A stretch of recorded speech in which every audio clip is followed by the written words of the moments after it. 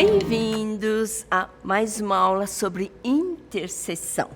Vocês sabem que a palavra intercessão significa estar entre duas partes, não é? Então, nós vamos ver o que Deus tem para nós e nós, como intercessores, você já tem um certo conhecimento, mas vamos orar, pedir que o Espírito Santo nos ajude.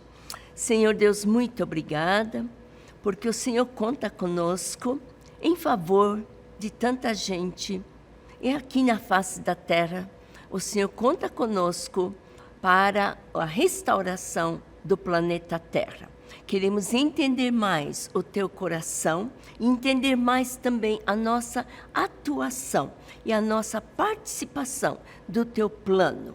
Senhor, eis-nos aqui. Espírito Santo, nos ajuda, por favor, a entender o que está no teu coração. Nós queremos orar, interceder, o que precisar ser feito aqui na terra, mas queremos saber de acordo com a tua perfeita vontade. Eis-nos aqui e contamos com a ajuda do Espírito Santo. Em nome de Jesus Cristo. Amém. Amém. Então, vocês sabem que intercessão, né, significa ficar entre duas partes. Deus, no âmbito celestial, nós aqui na terra, problemas de pessoas. Sempre há problemas aqui na Terra, não só de pessoas, inclusive tudo que se relaciona com pessoas e o próprio planeta. Mas ficamos aqui, né? E nós queremos nos colocar, saber o que Deus pensa sobre alguma situação e o que a pessoa está sofrendo para a gente ser uma intercessão, um instrumento de ligar a pessoa com Deus ou a situação com Deus e vice-versa. Deus com a pessoa, Deus com a situação. Então, nós sabemos que o maior intercessor nosso é o próprio Senhor Jesus Cristo. E eu queria relembrar o texto em Hebreus, capítulo 7, mesmo vocês já devem conhecer, mas vamos recordar, do 11 a 28, fala assim de como, né, a intercessão, como que nós podemos fazer parte desse plano. E então, do versículo 24 e 25, o texto todo vocês podem ler, Hebreus 7, de 11 a 28, mas eu só vou ler versículos 24 e 25, que diz assim: mas deste se testifica, falando sobre Jesus Cristo, né? Tu és o sacerdote eternamente. Portanto, pode também salvar perfeitamente os que por ele se achegam a Deus, vivendo sempre para interceder por eles. Neste texto em Hebreus, está falando de Jesus, o sacerdote, sumo sacerdote. Ele é o maior, melhor, é o único, Deus mesmo. Mas ele veio de uma linhagem, aqui está explicando a linhagem de Melquisedeque, o que nós não vamos entrar em pormenores, mas só para saber que existiu há algum tempo o sacerdote chamado Melquisedeque, cuja origem a Bíblia não mostra claramente, mas que Jesus veio dessa linhagem, né, de Melquisedeque.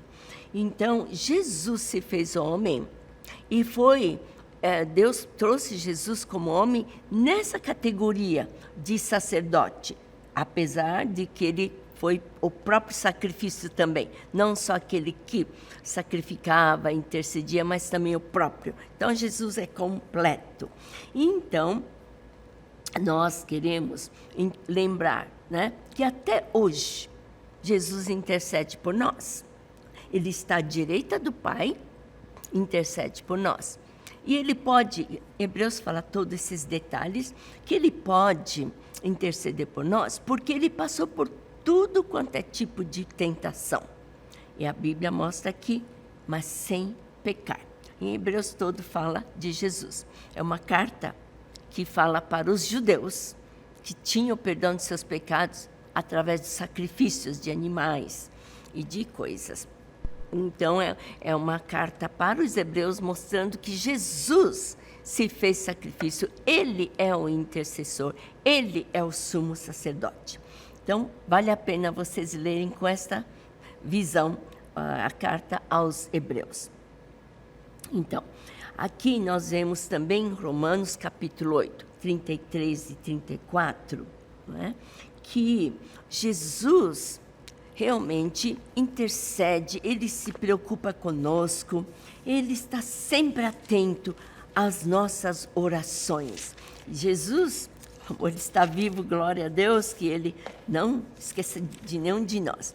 Então, no capítulo 8 de Romanos, 33 e 34, fala, é um cântico de vitória, de Deus ser por nós. Se Jesus sacrificou-se tanto, e por nós, como Deus vai valorizar o sacrifício do seu Filho Jesus Cristo. Então, aqui está escrito um cântico de vitória. Que diremos, pois, a estas coisas? Fala de tanta coisa que na terra a gente sofre. Se Deus é por nós, quem será contra nós? Aquele que nem mesmo ao seu próprio Filho poupou, antes o entregou por todos nós, como não nos dará também com ele todas as coisas? Quem tentará acusação contra os escolhidos de Deus? É Deus quem os justifica. E quem os condenará? Pois é Cristo quem morreu, ou antes, quem ressuscitou dentre os mortos, o qual está à direita de Deus e também intercede por nós. Gente, que coisa maravilhosa saber que Jesus ressuscitou dentre os mortos, fez a obra da redenção completa por nós e agora ele está intercedendo por nós. É muito importante a gente lembrar que essa bênção é eterna, até a segunda vinda de Jesus. Ele intercede por nós. Agora nós queremos estar junto com Jesus. Se você tem Jesus no coração, você tem Jesus e ele é intercessor. Mas nós vamos estar juntos com Jesus. Então precisamos ver de que maneira que eu posso estar bem alinhada para não ficar pedindo coisa que não vem de Deus, né? Que não é próprio de Jesus. Nós queremos estar tão unidos com Deus Pai, com Jesus, para a gente saber orar corretamente. E não orar uma coisa que não é do plano de Deus. Nós queremos aprender a orar exatamente o que está no coração e na mente de Deus. Bom, nós temos alguns exemplos na Bíblia, né? E claro que antes da ressurreição de Jesus, o Espírito Santo não tinha começado seu ministério, o Espírito Santo ficava só em algumas pessoas, como alguns profetas, alguns reis, alguns sacerdotes. Então, era muito rara a presença do Espírito Santo, não era como hoje, que nós temos à disposição o tempo todo. Então, o povo dependia de um líder, por exemplo, Moisés. Né? O povo precisava da oração de Moisés. O povo precisava de um sacerdote para ter perdão de seus pecados. Não ia direto para Deus. Então, um exemplo muito interessante em Moisés, uma vez os amalequitas, né, quiseram prevalecer sobre os israelitas. E o que acontecia? Né? Eram o exército dos amalequitas contra o povo de Israel. E acontecia que, Êxodo 17, 11 fala, acontecia que quando Moisés levantava sua mão, Israel prevalecia. Mas quando ele abaixava, estava cansado, né? Amaleque prevalecia. Então, toda aquela história que Arão, Ur vieram, levantavam os braços de Moisés para o povo. Então, Moisés, essa posição de levantar as mãos, também é uma posição, indiretamente falando também, de intercessão. Né? Ele trazia o povo, olhava para Deus e abençoava o povo. Também em Ezequiel, nós temos esse profeta que sentiu o coração de Deus. Deus estava triste com o povo na época de Ezequiel também. Então, Deus estava falando com Ezequiel. E Deus falou em capítulo 22, versículo 30. Busquei dentre eles um homem que estivesse tapando o muro. Quer dizer, entre Deus e o povo havia uma brecha, não é? e era um buraco. Então, estivesse tapando o muro, estivesse na brecha perante mim por esta terra. Deus falando para o povo através de Ezequiel. E Deus falou, esse povo tem um buraco, quebrou essa conexão. E Deus fala com Ezequiel. E fala, eu não achei ninguém que ficasse nesse buraco, nessa brecha, nesse vão.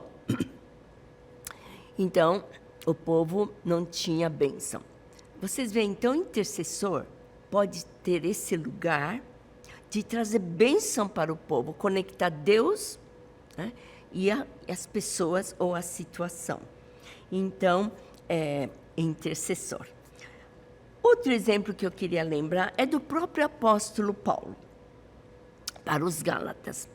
Os Gálatas tinham começado muito bem no espírito, tinham mente espiritual, entendeu? Mas, enquanto Paulo foi ausente, houve interferências, e eles perderam o mover do Espírito Santo. Eles perderam a mente do Espírito Santo. Então, Paulo vai lá de novo, conquistando a parte espiritual dos Gálatas que tinha sido destruída.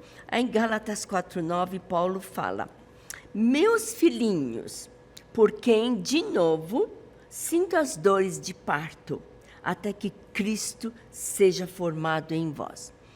Isso já na época depois de Jesus ressurreto. O que Paulo está mostrando? Que nós precisamos, quem tem Cristo, recebeu Cristo, tem que deixar ele crescer aqui dentro. Né? E o Paulo viu que os Gálatas não estavam crescendo espiritualmente. Houve interferência de ideias diferentes, essas influências diferentes. E Paulo, então, falou assim, olha, eu estou orando. Eu sinto dor de parto no sentido que Cristo fosse formado. Isso é intercessão. Então, às vezes, também nós vamos ter momentos em que vamos chorar pela situação, ou do mundo aqui, ou de pessoa aqui no mundo. Não é? E esse é o papel do intercessor. Quando o intercessor sente a dor do coração de Deus e sente também o estado da necessidade das pessoas. O intercessor tem que estar nesse meio e entender o que é o meu papel. E quando que o intercessor vai ser eficaz? Então, na próxima aula, a gente vai ver essa parte. O que é preciso ter, o intercessor precisa ter ou ser, para poder ser eficaz e ter resultados positivos das suas horas de oração e de intercessão. Vamos orar por enquanto. Eu creio que você está sentindo no coração, eu quero estar nesse lugar de intercessor junto com Cristo. Porque se Cristo está em nós, a esperança da glória, nós vamos ver a maior glória, que é a presença de Deus, a atuação de Deus, maior ainda. Então, se disponha ao Senhor, abra o seu coração e diz, Senhor, cresce dentro de mim.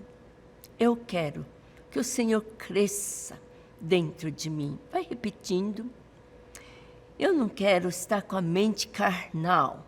Eu quero ter a mente espiritual, estar junto com Cristo e ser útil aqui na terra, trazer o teu coração, a tua mente, aqui na face da terra, e para trazer soluções de vitória para as pessoas e para as situações. Eis-nos aqui, usa-nos, em nome de Jesus, nós oramos. Amém. Que você e eu possamos ser bênção para interceder por pessoas e situações. Então, agora, segunda aula, né?